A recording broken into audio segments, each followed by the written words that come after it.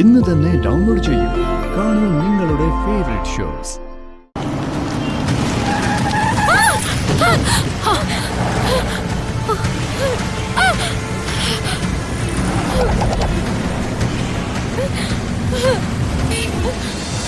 ഒരു വാക്കെങ്കിലും മമ്മിയോട് പറഞ്ഞേ.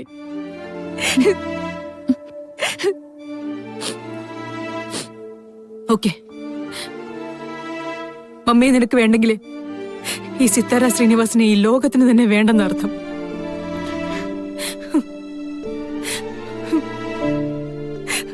മോളെ, നീയല്ലാതെ എനിക്ക് വേറെ ആരുമില്ല. ഈ ലോകത്ത് ആരുടെ മുമ്പിലും ഈ മമ്മി തോൽക്കില്ല, നിന്റെ മുന്നിലൊഴിച്ച്. പ്ലീസ് മോളെ, പ്ലീസ്.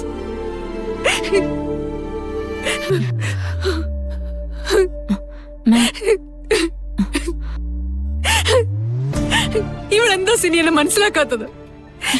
എനിക്കൊന്ന് ഉറങ്ങണം. മാം, ഗാഥ മാഡം ഉറങ്ങട്ടെ, നമുക്ക് പുറത്തേക്ക് പോവാം. മാം പ്ലീസ്, ഞാൻ പറയുന്നൊന്ന് കേക്ക്.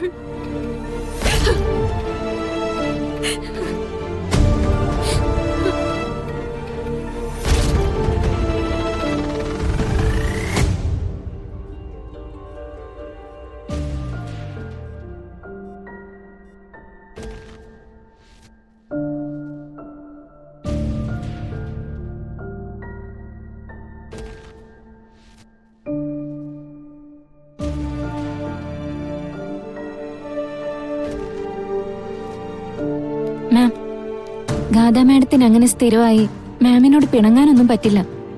ഇതിപ്പോ മനസ്സിലെ വാശി തീരാത്തോണ്ടാ. അവളുടെ വാശി എനിക്കറിയാം സിനി. അത് തന്നെയാണ് എന്നെ പേടിപ്പിക്കുന്നത്.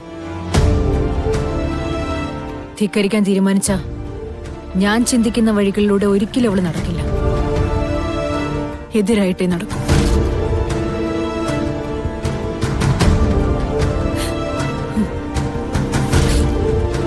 പലരും എൻ്റെ അടുത്ത് ചോദിച്ചിട്ടുണ്ട്, എന്തിനാ ലൈഫ് ഇങ്ങനെ സ്പോയിൽ ചെയ്യുന്നതെന്ന്. സിത്താരയ്ക്ക് വേണമെങ്കിൽ മറ്റൊരു ജീവിതത്തെ കുറിച്ച് ആലോചിക്കാലോ എന്നൊക്കെ. പക്ഷെ ഞാനത് ചിന്തിച്ചില്ല.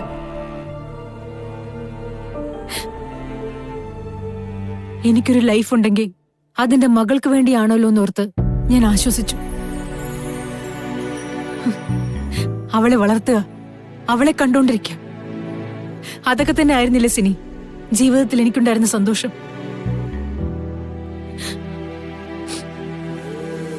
അവൾക്കൊരു ഇഷ്ടമുണ്ട്. അതിന്റെ കാരണക്കാരി ഞാൻ തന്നെയാ. ഞാൻ തുടങ്ങി വെച്ചൊരു പ്രപ്പോസലായത്. പക്ഷെ അന്ന് അതിന്റെ ഭീകരത എനിക്കറിയില്ലായിരുന്നു. കൺമുന്നിൽ ഇത്രത്തോളം ലക്ഷണങ്ങൾ കണ്ടിട്ടും പിന്നെയും ഞാനത് നടത്താന്ന് പറഞ്ഞ വേർക്കട്ടെ, എന്നെ എന്റെ മോള് വേർക്കട്ടെ. പക്ഷെ എന്നെങ്കിലും ഒരിക്കൽ അവൾ എന്നെ തിരിച്ചറിയും. അവൾക്ക് വേണ്ടി മാത്രമാണ് ഞാൻ ജീവിച്ചിരുന്നെന്നും അവളെ മാത്രമാണ് ഈ ലോകത്തെ ഞാൻ സ്നേഹിച്ചതെന്നും. Ma'am please. എന്റെ സങ്കടം ആർക്കും പറഞ്ഞാൽ മനസ്സിലാവില്ല. സിത്താര അയൺ ലേഡിയല്ലേ. എന്ത് പ്രശ്നത്തിന് മുമ്പിലും പാറ പോലെ ഉറച്ചു നിൽക്കുന്നവളല്ലേ. സിത്താരയ്ക്ക് എന്ത് സങ്കടം?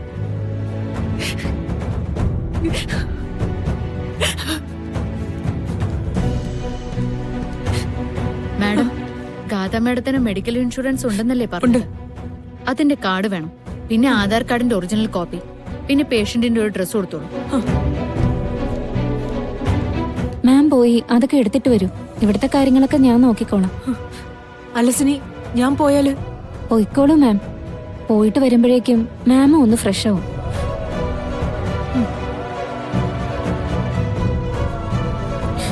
ശരി, ഞാൻ പെട്ടെന്ന് വരാം.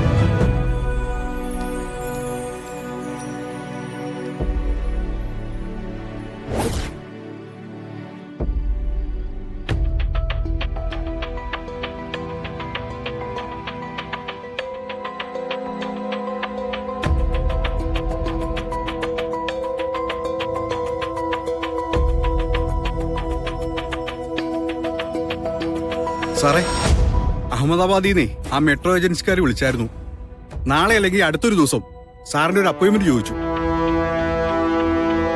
മീറ്റിംഗ് നാളെ തന്നെ ഫിക്സ് ചെയ്യട്ടെ സാറേ. എടോ, തനിക്ക് വേറെ ജോലിയൊന്നുമില്ലേ? ഒരു മീറ്റിംഗും വേണ്ട. അയ്യോ, അതെന്ത് പറ്റി? മെട്രോ ഏജൻസിയുമായിട്ടുള്ള ഡീലിങ് സാറ് വലിയ കാര്യമായിട്ട് പറഞ്ഞാണല്ലോ. അല്ലെ തന്നെ ബിസിനസിന്റെ കാര്യം പറഞ്ഞാല് വേറൊന്നും സാർ ഓർക്കാത്തതാണല്ലോ. ഇപ്പൊ എന്ത് പറ്റി? അല്ല സാറേ, എന്തെങ്കിലും പ്രോബ്ലം ഉണ്ടോ?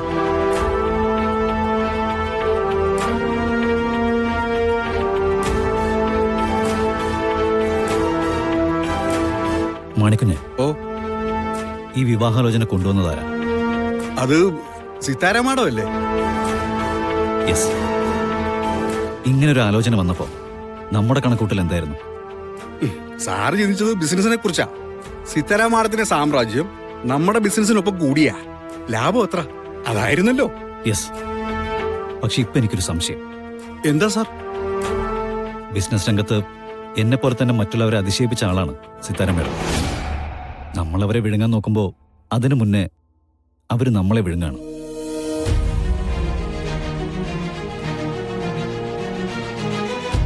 ഈ വിവാഹ നിശ്ചയത്തിന് ശേഷമുള്ള സിത്താര മേമിന്റെ പല പ്രവൃത്തികളും കാണുമ്പോൾ എനിക്ക് അങ്ങനെ ഒരു തോന്നൽ. മംഗലത്ത് ഗ്രൂപ്പിനെ കുറിച്ച് നമ്മൾ ചിന്തിച്ചതുപോലെ കളരിക്കൽ ഗ്രൂപ്പിനെ കുറിച്ച് അവർക്കും ചിന്തിക്കാലോ. ഒരു ചെറിയ മീനിനെ കോർത്തിട്ട് നമ്മളെ കൊണ്ട് കൊത്തിക്കുക എന്നുള്ള ബുദ്ധിയാ. താനെന്തോ ചിരിച്ചത്? ഏയ്, അങ്ങനെയാണ് അവര് ചിന്തിച്ചിട്ടുണ്ടെങ്കിലേ ആ മണ്ടത്തരം ഓർത്ത് ചിരിച്ചതാ സാറേ. ആരുടെ അടുത്താ അവര് കളിക്കാൻ വരുന്നത്? നവീൻ സാറിന്റെ അടുത്തോ? എത്രയോ വലിയ പ്രതാപികളെ, ചാണക്യ ബുദ്ധിയുള്ള ബിസിനസ് ഗ്രൂപ്പുകളെ സാറിന്റെ മുന്നില് ഗ്ലാസ് തകർന്നു വീഴുന്ന പോലെ പൊടിഞ്ഞു പോകുന്നത് ഞാൻ കണ്ടിട്ടുള്ളതല്ലേ. ആ സാറിനാണോ സിത്താരമാവിനെ ഒതുക്കാൻ ഇത്ര വലിയ പ്രയാസം? എന്തായാലും അമ്മായിയമ്മ എന്നുള്ളതിനപ്പുറത്തേക്ക് സിത്താര ശ്രീനിവാസ് എന്ന ബിസിനസ്സുകാരിയെ ഞാനൊന്ന് പ്രത്യേകം ശ്രദ്ധിക്കുന്നുണ്ട് മാണിക്കുഞ്ഞ്. അബദ്ധം പറ്റാൻ പാടില്ലല്ലോ. താൻ നോക്കിക്കോ, ഇനി സിത്താര മാം ഒരു തന്ത്രം മെനഞ്ഞാൽ അവര് വിശ്രമിക്കുന്നതിന് മുമ്പേ മറുതന്ത്രം ഞാൻ പുറത്തെടുത്തിരിക്കും. ഇതാണ് സാറേ സ്പിരിറ്റ്. സാറിന് ജയിക്കാനൊന്നും സിത്താര മാമിനെ കൊണ്ട് പറ്റില്ല.